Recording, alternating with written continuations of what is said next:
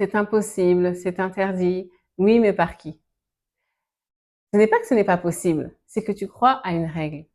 Bonjour et bienvenue dans cette nouvelle vidéo. Ici, on parle d'identité et surtout de l'alignement identitaire qui rendent le succès, le bonheur, la performance, la réussite inévitable. Alors, comme je te disais, tu as sûrement dû déjà entendre des phrases comme on ne fait pas ça, c'est pas comme ça qu'on fait, on a toujours fait comme ça, etc.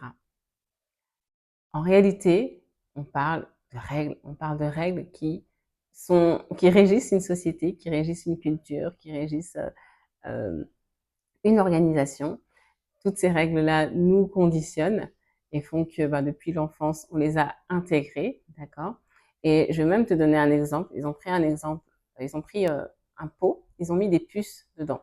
Alors les puces sautaient, d'accord? On a fermé le pot, donc les puces continuaient à sauter, mais elles ne pouvaient sauter que jusqu'à la limite du pot, puisqu'elles étaient euh, empêchées par le pot, par le couvercle du pot, elles ne pouvaient pas sauter plus haut. Et alors, qu'est-ce qui s'est passé? On a rouvert le pot, et alors les puces ne sautaient pas plus haut que la hauteur du pot. Pourquoi? Parce qu'elles ont obéi à une règle, d'accord? Et ça fait que euh, on parle de plafond de verre parfois parce que c'est ce qu'on considère comme étant une limite que l'on ne peut pas dépasser, d'accord? Mais en réalité, c'est surtout un plafond mental intégré. Le conditionnement, c'est ce que tu, c'est ce que tu vis depuis ton enfance, d'accord? Que ce soit au niveau de tes parents, au niveau de la société dans laquelle tu vis, de l'école, des groupes religieux, par exemple, d'accord? Et à partir de là, le fait que tu sois dans ces conditionnements-là, tu obéis à ça, tu as intégré toutes ces règles, ok? Mais laisse-moi te donner une différence fondamentale qui va vraiment être cruciale pour ta compréhension de ton rapport aux règles et au fait que les choses soient perçues comme impossibles. Euh, il y a une différence entre les règles et les lois. Je ne sais pas si tu les connais. On parle de lois, des textes de loi, mais en réalité, ce sont plus des textes de règles. Et je vais t'expliquer pourquoi.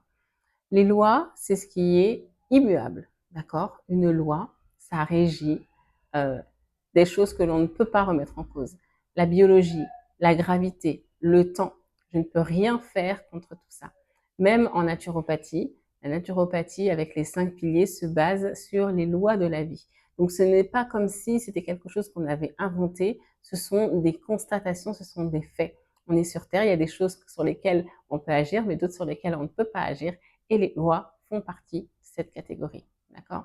Maintenant, les règles, ce sont des choses, ce sont des règles, ce sont comment dire, des, des limites qui sont dictées par des humains, par des hommes, en fonction d'une situation, en fonction d'un contexte particulier. Donc, il y a la plupart du temps un sens, d'accord? On sait pourquoi on le fait, mais dans tous les cas, eh bien, c'est fait par des hommes. Donc, en réalité, tout ce qu'on nous dit comme étant des règles, des choses qu'il y a à faire, comme c'est dicté par des hommes, eh bien, ça peut aussi être retiré par des hommes. Voilà. Donc, ça veut dire que finalement, ce n'est pas immuable. Et à partir de cette constatation, où est-ce que je veux t'amener?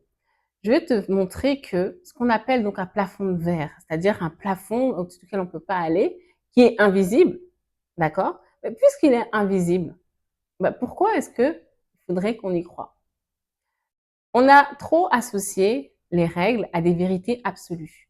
Parce qu'on nous dit que c'est comme ça, donc en fait on ne cherche pas à remettre ça en cause. Mais moi, personnellement, curieuse que je suis, j'ai toujours cherché à comprendre ce qu'il y avait derrière parce que je voulais savoir s'il y avait du sens, surtout un sens qui est adapté à moi-même. Si tu savais le nombre de rêves qui meurent à cause des règles, on se dit, mais attends, on a une idée qui vient dans notre esprit et on ne peut pas la matérialiser à cause d'une règle. C'est incroyable. Et la plupart du temps, le pire, c'est que ces règles nous amènent à comment dire, euh, ces règles nous amènent à des situations dans lesquelles, eh bien, en fait, on est prisonnier en réalité. D'accord? Donc, toutes ces discriminations, tous ces traitements inégaux de deux personnes basés sur le genre, basés sur l'origine ou quoi que ce soit, ça provient des règles. Parce qu'on a édicté quelque chose, mais qui n'est pas forcément adapté à d'autres choses. C'est pourquoi, d'ailleurs, dans le droit est conscient de ça. C'est pour ça qu'il y a des jurisprudences, qu'on appelle les jurisprudences, qui permettent justement de créer de nouvelles règles, parce qu'on voit bien que parfois, il y a des règles qui n'existent pas. D'accord? Mais la plupart du temps, en réalité, toutes ces règles, c'est un piège. Le fait de croire que ces règles sont immuables, c'est un piège parce que du coup, ça nous enferme. Quand on nous dit ce n'est pas possible, bah, si en fait on croit les gens, bah, en fait on ne va rien faire. Alors que les frères Wright qui ont inventé l'aviation, on leur a dit que c'était pas possible. Celui qui est, comment dire, Steve Jobs qui a inventé l'iPhone, on lui a dit aussi que c'était pas possible d'avoir en même temps un téléphone, un appareil photo dans le même outil, un répertoire, etc. dans le même outil. On lui a dit que c'était pas possible. Mais du coup, bah, il n'a pas suivi la règle. Et c'est là où je veux en venir, c'est là que ça devient intéressant. C'est-à-dire que face à une règle, comment est-ce que tu réagis? Tu as deux solutions, tu as deux choix. Soit tu te soumets, et dans ces cas-là, bah, il est possible justement que tu deviennes une victime, en te disant ouais, c'est compliqué, ouais, on peut pas faire ci, on peut pas faire ça. Tu vas être la première, le premier à aller manifester dans la rue parce qu'il y a une règle qui est là, qui t'empêche, et que tu crois que c'est une vérité absolue. Ou alors, qu'est-ce que tu fais? Eh bien, tu décides de faire autrement.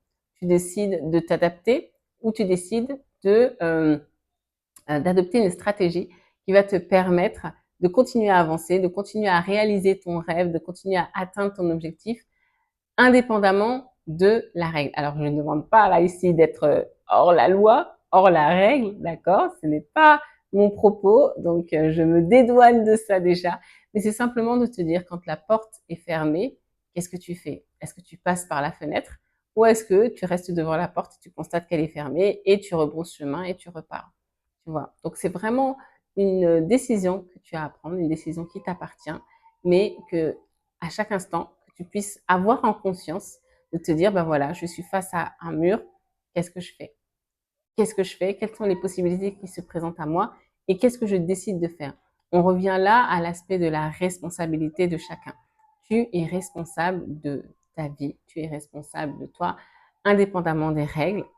Euh, Tu dois toujours chercher à trouver des solutions parce que sinon tu stagnes, sinon tu es en position de victime et c'est pas l'idéal. Voilà.